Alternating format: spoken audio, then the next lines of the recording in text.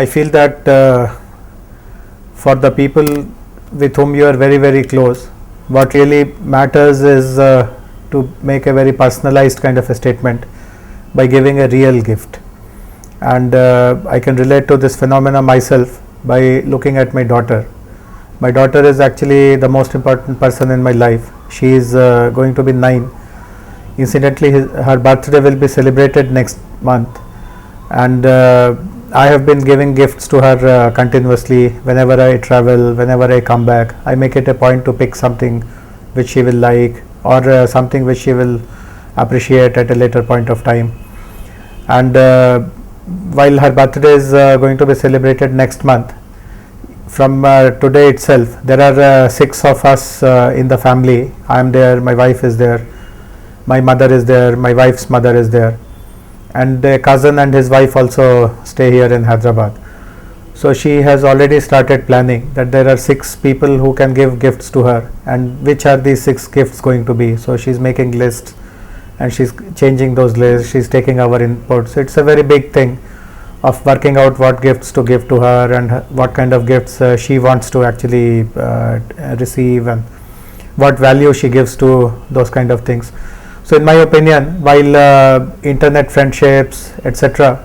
are important, but eventually if you really want to show that you are close to a person, you are bonded with a person, e-cards or any other kind of virtual gift or something which is non-personalized does not make any impact at all. You are in a way just fulfilling a formality by just indicating that you remembered that that person had an occasion to celebrate.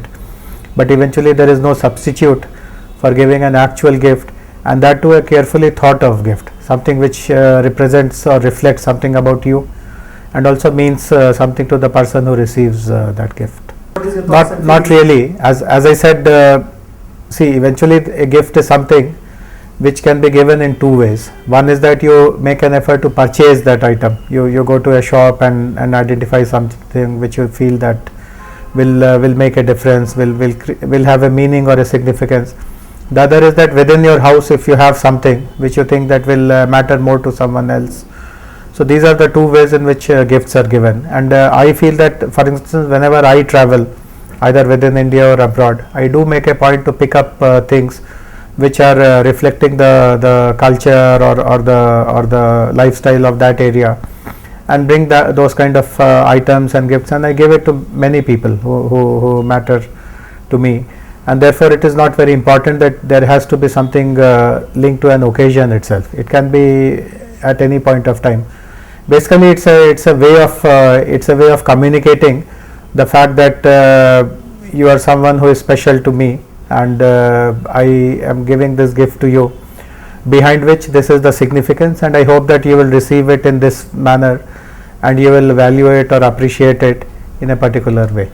So it's also a method of strengthening your bonding, enhancing your communication, and hoping that at the same time that these things will eventually create very fond memories, and people will look back and recollect who gave you which gift and what was the context and so on. Yeah, of course there are many of such gifts. I remember a gift which I had received from my father, which was a bicycle. As you know, all young boys eventually like to ride a bicycle of their own when they are very young.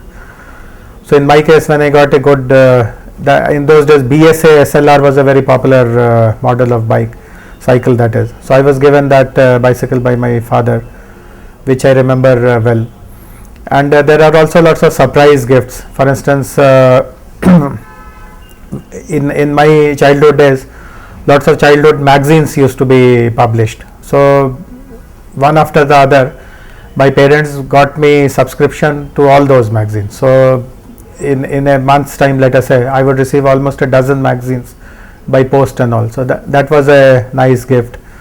And now my daughter also gives lots of interesting gifts to me. She collects all kinds of things, some funny stones or some odd looking object or some flower or something, which she brings to me and shows to me, and sometimes gifts them to me.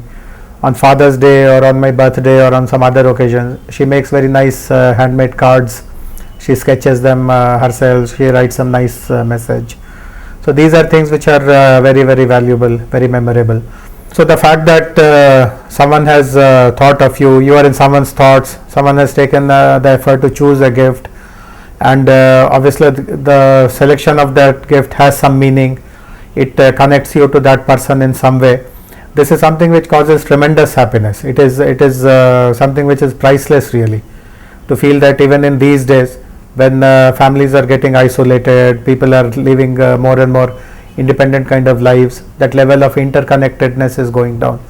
The fact that someone thinks of you, cares for you, is a matter of great happiness and great joy. And I am sure gifts will eventually create or recreate that kind of a world where people think more and more about others rather than themselves, and that way share happiness, spread happiness.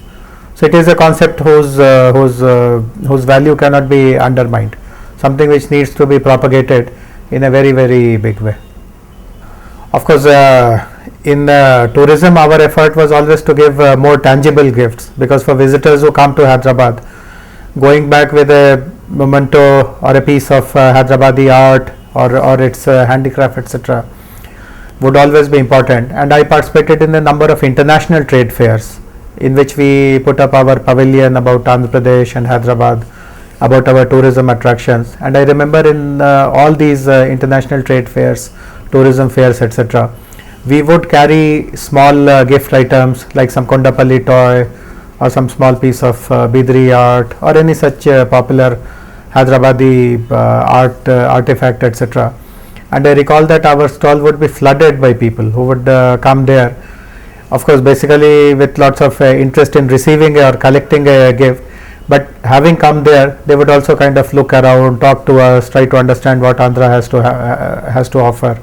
And we would generate lots of goodwill because we would carry some very interesting gifts and souvenirs for people.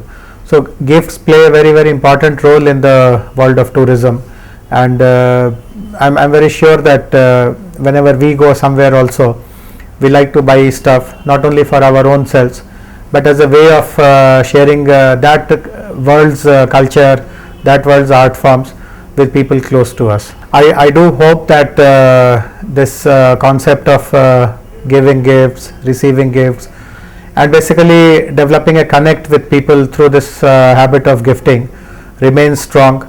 Parents inculcate this value among the children, schools encourage it, but at the same time it is done with a very, very personalized kind of a feeling. It is not something which you do it mechanically just to kind of tick in a checkbox or just mark your presence, so to say. Something which needs to be done from your heart.